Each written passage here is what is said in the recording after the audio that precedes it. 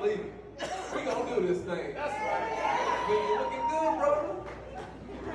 Look like you ready to make some history too, my friend. And look, we were pulling the Booker bus in, but I heard Miss Tana from up the street. It is so good to be here with y'all. Look, I'm honored. I really cannot put it into words how huge and just, I'm weighed down with gratitude, y'all.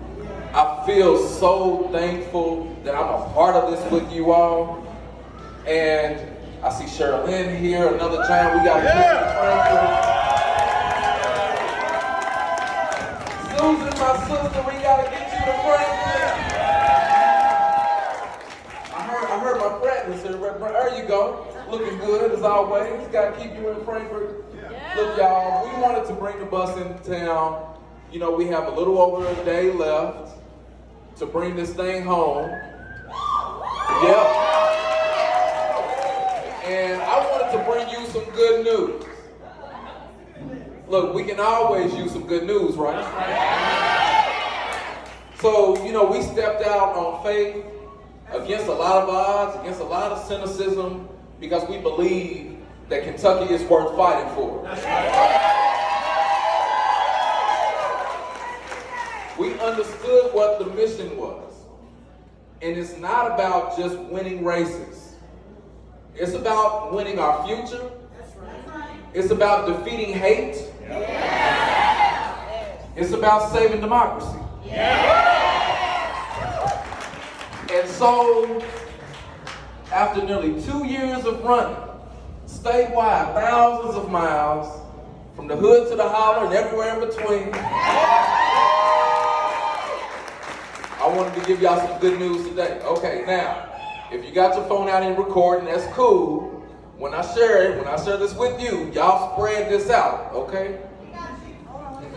All right, yeah, go ahead and get it out. We're gonna break the internet right now. Now, there are a lot of folks nationally that have said, don't even worry about Kentucky. Don't invest in Kentucky. We've been discounted. We've been ignored. We've been abandoned. That ain't even a partisan statement. That's just a fact. We've been written off as a Commonwealth because of people like Rand Paul and Mitch McConnell. I know. Y'all know what Obama said. Don't boo. Look, I don't mind a little bit of booing, though. I ain't Obama. But in spite of that, we have done something profound and historic. We have inspired people to get involved in the democratic process that have never voted before. People that are lifelong Republicans, Democrats that have been disenchanted, are getting involved in our campaign.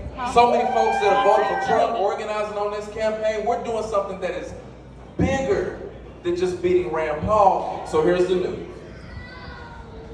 We already won the race. Yeah! Take that in. Miss Tanya, you know what I'm talking about. You can speak those things and be not as though they were. We have put our faith into motion. We have manifested the change we want to see. So when somebody asks you, is Charles actually going to be able to pull it out? Will Kentucky elect a black person to the U.S. Senate? Tell them we already won. We already got this thing. This is our time. This is for the people. Regular people standing up as family, fighting for humanity. And we have done what has been called impossible. We've shined a light in the darkness. We've lifted up truth at a time when misinformation and corruption is the norm. We are bending the arc that Dr. King spoke about. That moral arc, he always said, and look, this is an old saying, that it bends toward justice. We knew it doesn't just bend. We have to be the arc benders. And you all have been pulling on that arc, and I'm telling you, on November 8th, that arc is bending toward Kentucky. Yes, it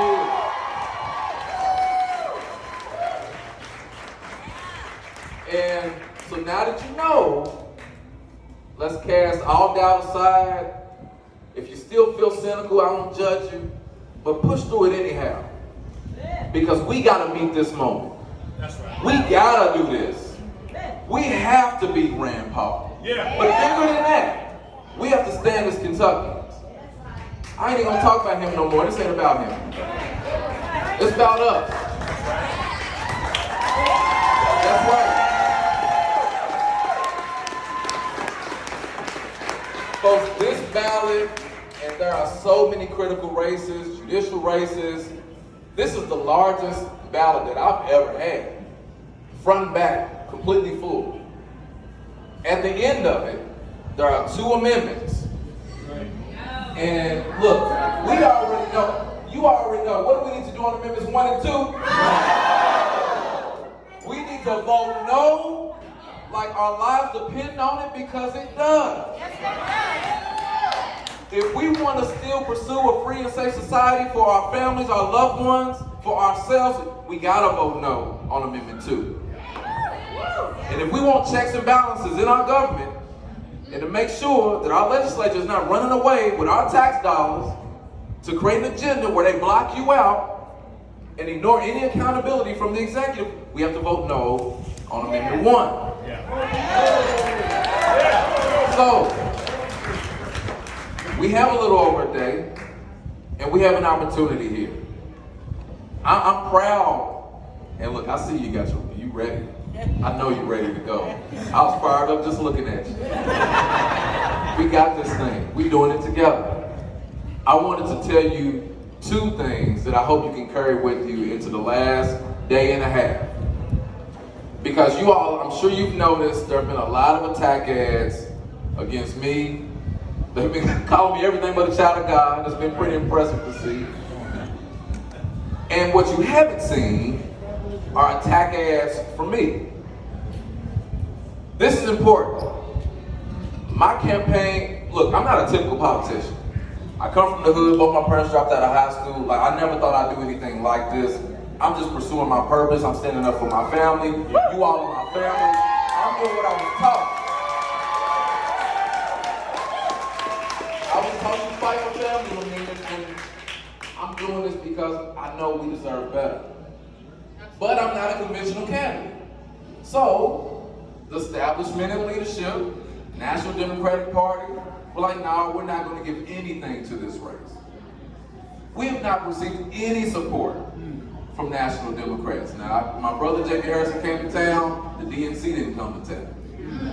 So because of that, we have built this from the ground up, truly from the ground up, without that big money support. That's right. That's what I'm clapping for. That's a big deal.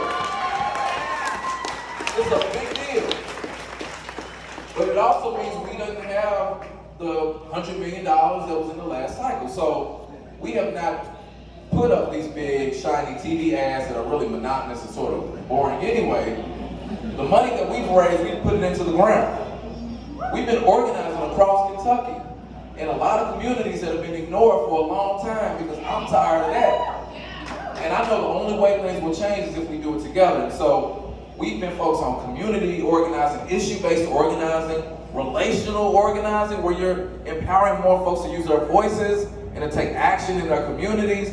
And so that's why when that flood hit across eastern Kentucky, you saw all of our team jump into action. It wasn't about, and you know why we were there? Because family shows up. We need leaders to show up. And it wasn't about politics. I told my team, we're not campaigning right now. We're going to go help our family. That's right. And we might be helping to repair or clean up a space for somebody that will never vote for me. That doesn't matter. Because leadership, family, you show up. That's right. We built an entire campaign on that model. And because of that, a lot of folks across Kentucky are taking a stand with us in a way that the polls won't capture. Because where I'm from, the polls don't talk to us. They don't listen to us. I've seen yards, and I'm telling y'all, across Kentucky where there are Trump signs and Booker signs in them. I've had folks tell me that if Trump decided to run in 24, they vote for him, but they're going to vote for me in November. Now, that means we got work to do. But it means it's possible though. Because when you show up and you treat people like you actually care and we listen to one another, the type of leadership that Sherilyn has shown in the legislature, which we got to keep her there. When you treat people like they matter, you know what you find? You find a chance to build. That's right. And that's all I'm doing. Look, we have plenty of time in the past to just settle into disagreements. All these wedges that have driven us apart, we can just stew in that and fight amongst ourselves, or we can realize we have more in common than anything that could ever divide us. We can choose hate and we can give in, or we can choose love and come together. And I'm telling you, as fired up as you all are in this room right now, everywhere I've been across Kentucky, everywhere, the energy is the same. The people have been ready for a long time. We just weren't listening. We will do this. We will win this race. And so I wanted to give you that energy because I need you to feel some resolve in your spirit. I know what we're up against. We can't give in to the doubt. I know it's real. I know we've never done something like this before. That's okay. That's why we're here. We're built for it. The other thing I just wanted to share with you though, and I feel like it's important for me, I believe this is why I'm still alive.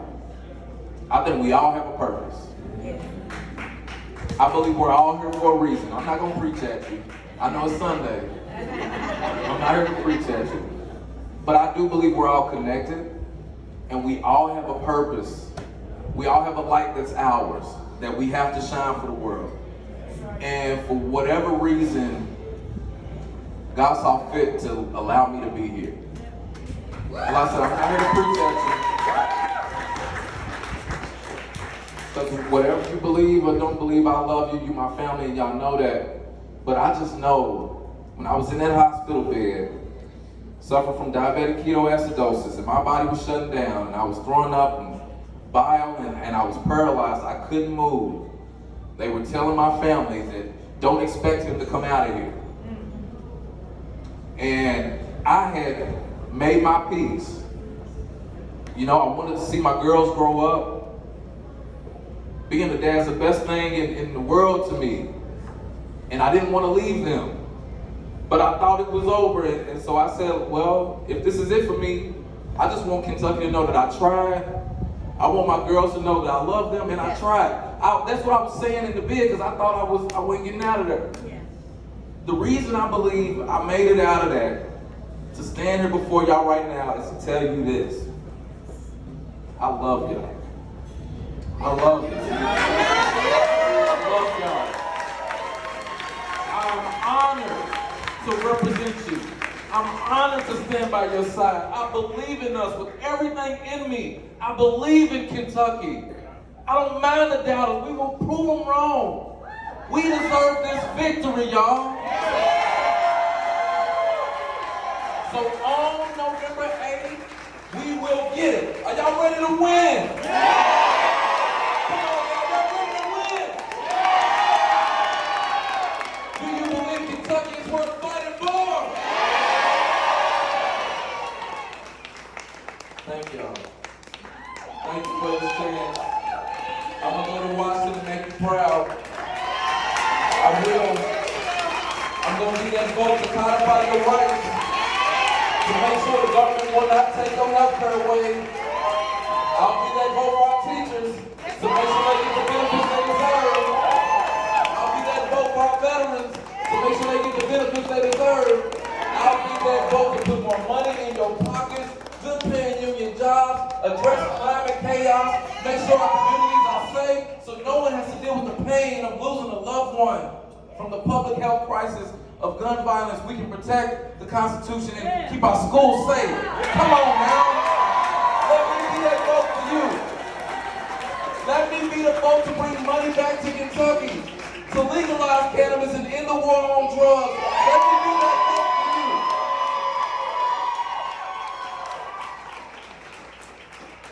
Let me work my tail off for you. And we're going to open our regional offices back up because Grandpa closed them. He didn't want to show up for Kentucky. It ain't right. It's a dereliction of his responsibility. But I'm going to do the job for you, and I'm asking you all to go to Washington with me.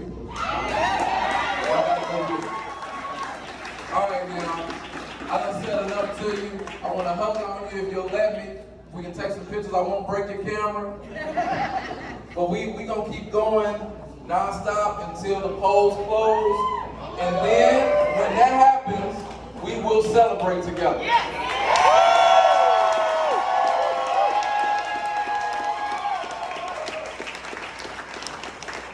All right, I'm going to hand the mic back to my team so we can take a picture. We're going to take a group photo. And look, everywhere I've gone across Kentucky, this has been beautiful, y'all. We're going to do a montage so y'all can see it. But everywhere across Kentucky, we have folks yelling out, Kentucky is worth fighting for. From Paducah to Pikeville. Folks that have never voted for, this is from the hood to the holler. Okay, so we're going to do that now. And then I'll let them set up so we can do some pictures and y'all can let me hug on y'all, okay? I say, Senator, you say,